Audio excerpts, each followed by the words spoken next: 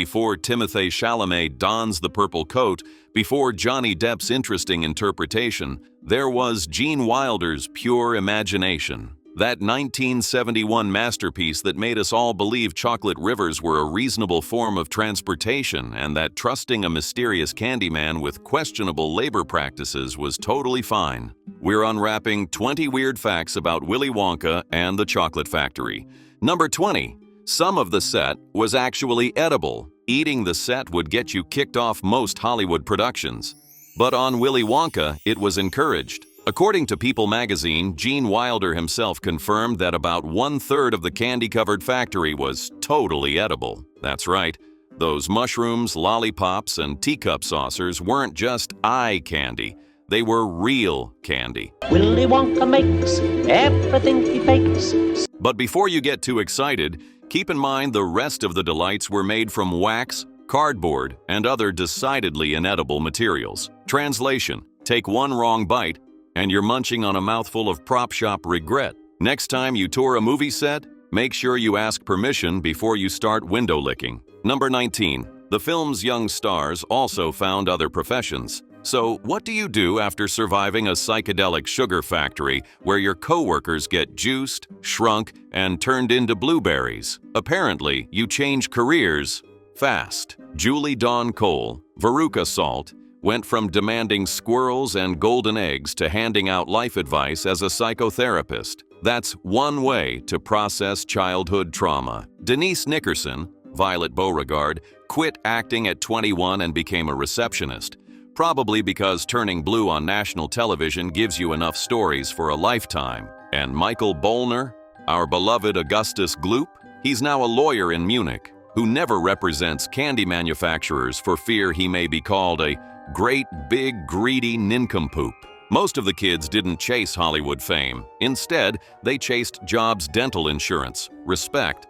So the next time you think your childhood dreams melted, just remember, the original golden ticket winners ended up in courtrooms and clinics. Stay sticky with me, because number 11 is going to blow up your mind more than Veruca Salt on Wonka bubblegum. Number 18.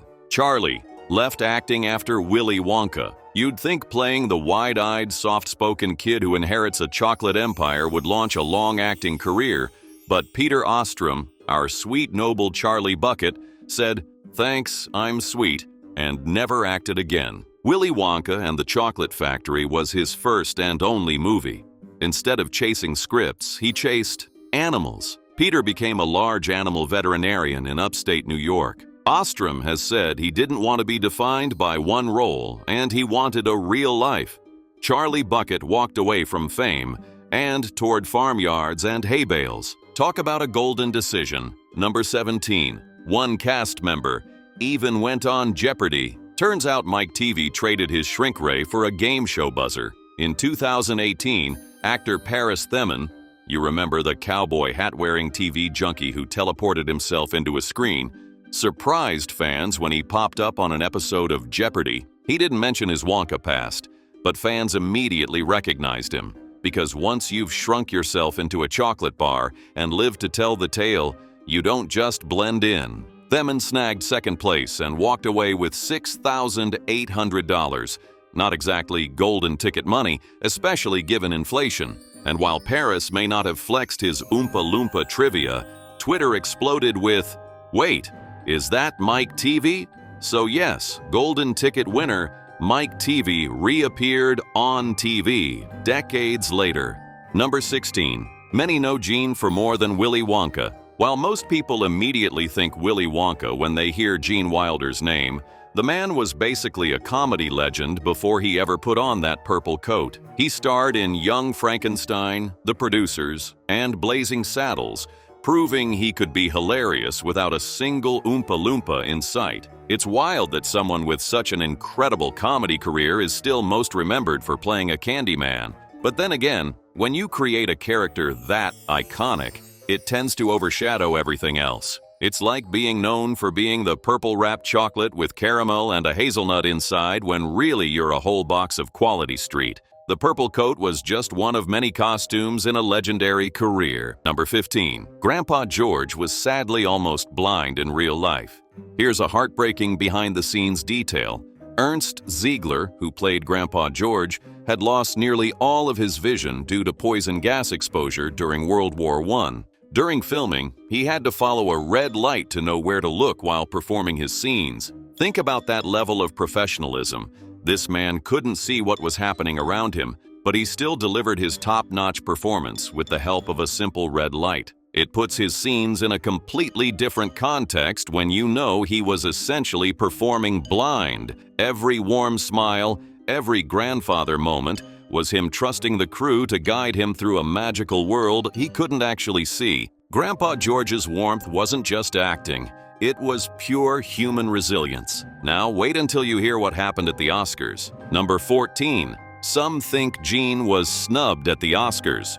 Willy Wonka scored one Oscar nomination in 1972, Best Music Score, but Gene Wilder got completely shut out. Some critics, like People's Alex Heigl, consider this one of the biggest Oscar snubs in history, calling Wilder's performance one of the most finely tuned feature-length performances from any actor ever. Wilder created a character that was simultaneously charming and terrifying, whimsical and calculating. He made us love a guy who basically psychologically tortured children for entertainment with a moral twist. That takes serious acting chops. But this was 1972, when the Academy was probably still trying to figure out how to categorize a musical fantasy about a chocolate factory. Is it a kids' movie? Is it a psychological thriller? Should we be concerned about the child safety standards? Do we need a dentist? Number 13. The stars obviously ate a lot of chocolate. Peter Ostrom, Charlie, told Variety that he and Gene Wilder would often sit down during breaks and share a chocolate bar before heading back to set. Picture that for a second. Charlie Bucket and Willy Wonka just casually snacking together like co-workers at a vending machine. And the kids, surrounded by candy all day? Yeah, they went full sugar gremlin. Well, who could blame them? You're 12, standing in a room made of edible wallpaper and chocolate waterfalls. You think you're gonna nibble politely? Of course, by week 3, they were probably begging for broccoli, but still. For a movie all about temptation and gluttony, these kids lived the part. Speaking of the kids, you won't believe how much they loved the character who endangered their psychological well-being the most. Number 12. The kids on set loved Gene. Despite playing a character who endangered children for fun and some twisted moral lessons, Gene Wilder was beloved by his young co-stars. Julie Dawn Cole, who played Veruca Salt, described him as a warm, kind person who looked out for her during filming in Germany, especially since she only had a chaperone with her instead of a parent. This is the kind of Hollywood story that restores your faith in humanity. Here's a guy who could have easily treated the kid actors like props, but instead he became like a protective uncle figure on set. It makes his performance even more impressive when you realize he was being genuinely caring off camera while playing someone delightfully unhinged on camera. That's some serious emotional range. It's a lot easier to act scared of Willy Wonka when you know Gene Wilder has your back the moment the cameras stop rolling. Number 11. The famous chocolate river wasn't appealing in real life. While a chocolate river sounds like every kid's dream, and mine, the reality was more like every janitor's nightmare. The chocolate was made of water, chocolate, and cream, and by the end of filming,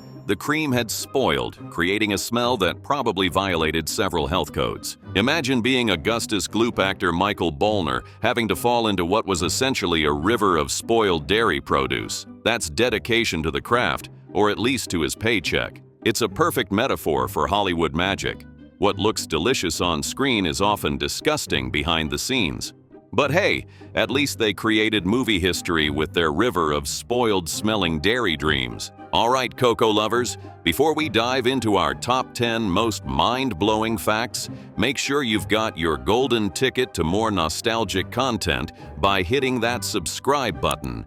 And trust me, the production issues we're about to uncover makes spoiled cream and chocolate seem like a minor inconvenience. Number 10. The film cut into the shoot for Bob Fosse's Cabaret. Willy Wonka's filming ran over schedule at the Munich studio, which delayed the start of Bob Fosse's cabaret. Imagine being Liza Minnelli, all ready to belt out show tunes, only to be told, "Sorry, the chocolate factory people aren't done yet." It's like the most surreal scheduling conflict in Hollywood history. We can't start shooting our gritty musical about Weimar Germany because the Oompa Loompas haven't finished their numbers yet. Both films went on to become classics, so maybe there's something magical about that Munich studio. However, Bob Fosse probably wasn't thrilled about the delay, but from curdling chocolate dairy rivers to a mother's blood curdling when she hears her baby's queer for all that jazz, there is at least a convenient metaphorical segue. Number 9. Most of the movie was shot in Germany. The entire cast relocated to Munich for filming, except for Michael Bollner, who played Augustus Gloop. He was already from there. It's pretty wild that this quintessentially American children's movie was mostly filmed in Germany. But Munich's anonymous, timeless architecture was perfect for creating Wonka's world, a place that could exist anywhere and nowhere at the same time, which is why the kids had to wave American and German flags at Willy Wonka's grand entrance. The German location also gave the film that slightly off-kilter fairy tale quality that made everything feel just a little bit magical and a little bit dangerous. Like Brothers Grimm, but with more chocolate and fewer big bad wolves. Number 8. Gene was offended by the 2005 remake. The best kind of prize is a surprise. Tim Burton's 2005 remake tried to reboot Willy Wonka for a new generation, but Gene Wilder was not buying a golden ticket to that screening. In an interview with Entertainment Weekly, Wilder called the film an insult, not toward Depp, whom he liked actually, but toward Warner Brothers and Burton himself. Gene said, "I don't care for that director," and accused them of chasing money instead of magic. And look, let's be honest, Depp's Wonka had serial killer hair, whispered like a ghost, and made most kids feel like they were on a very different kind of trip. Wilder's version? Mysterious, chaotic, and a little unhinged, but somehow still lovable. He was fun weird, not funeral weird. If you think Gene's reaction was harsh, wait until you hear what the critics thought when his movie version came out. Number 7. The film was considered a flop at the box office. When Willy Wonka opened in June 1971, it made only $4 million against its $3 million budget. Barbra Streisand took her son to see it, but apparently not many other parents followed suit. The film seemed destined for the bargain bin of cinema history. It's crazy to think that this beloved classic was initially considered a commercial failure. Parents in 1971 were probably like, "A movie about candy? No, let's go see something realistic, like a talking car or a detective who's also a fish." The film's failure probably broke a few hearts at Quaker Oats headquarters. They'd invested in their big chocolate bar marketing campaign, and nobody showed up to the movie that was supposed to sell it. Sometimes the best films are the ones that find their audience later. Number 6. One legendary critic loved it. Even though Willy Wonka flopped at the box office, Roger Ebert raved about it in the Chicago Sun-Times, writing that it is everything that family movies usually claim to be, but aren't. Delightful, funny, scary, exciting, and most of all, a genuine work of imagination. Leave it to Roger Ebert to recognize genius when everyone else was confused. The man had an eye for films that would stand the test of time, and he nailed it with Wonk. His review is basically a perfect summary of why the movie works. It doesn't talk down to kids or adults. It's genuinely scary when it needs to be, genuinely funny when it wants to be, and genuinely magical throughout. Ebert's endorsement probably helped keep the film alive during those lean years before it found its audience on TV. Sometimes all it takes is one respected voice saying, "Hey, this is actually brilliant," to change a movie's legacy. Number 5. Some plans were kept secret to get the actors' real reactions on film. Director Mel Stewart pulled sneaky tricks to get authentic reactions. The kids weren't allowed to see the chocolate room set until the day of filming, so their amazed expressions were completely genuine. Stewart also kept Gene's somersault entrance secret from everyone.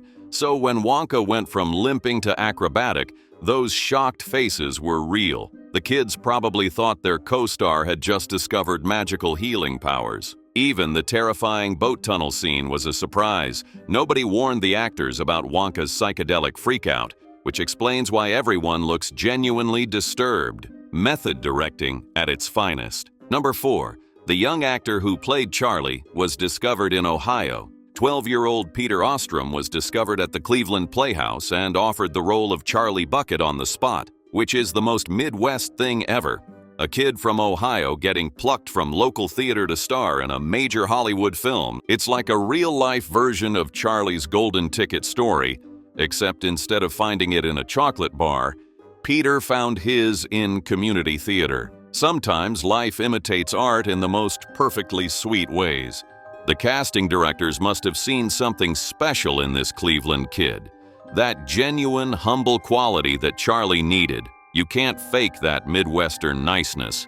And Peter had it in spades. Oh, and you won't believe what the man who wrote Charlie and the Chocolate Factory thinks of this beloved film. Number 3. Roald Dahl did not love the movie. Not at all. Candy twist. Roald Dahl, the man who wrote Charlie and the Chocolate Factory, absolutely hated the movie adaptation.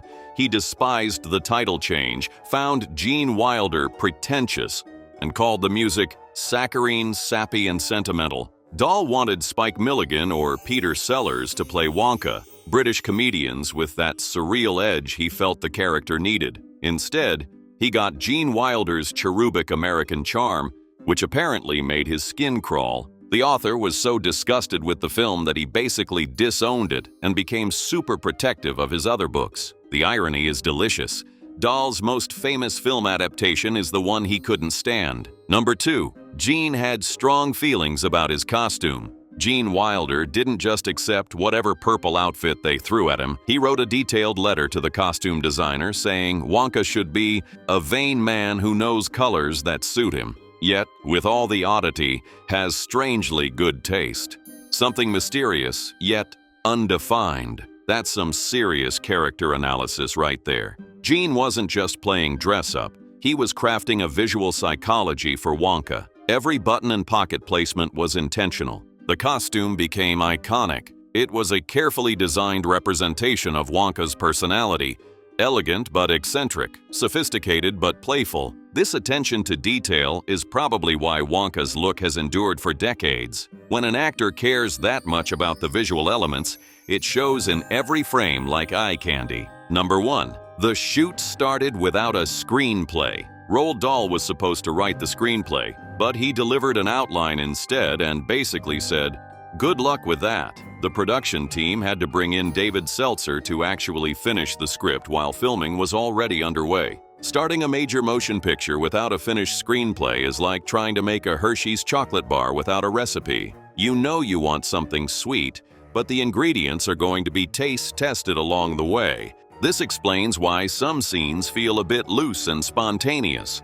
Half the magic probably came from people making it up as they went along, which honestly might be the most Wonka-esque way to make a Wonka movie. Dahl's refusal to finish the screenplay was probably his first sign of displeasure with the project. And there you have it, 20 weird facts about cinema's sweetest edible trip. Which fact blew your mind the most? Did we miss any golden ticket secrets? Let us know in the comments. And be sure to lick that subscribe button and bite the bell for more nostalgic movie deep dives. Speaking of deep dives, there's something in the water, and it's not a chocolate river. Until next time, keep it real weird. Wow, that was weird.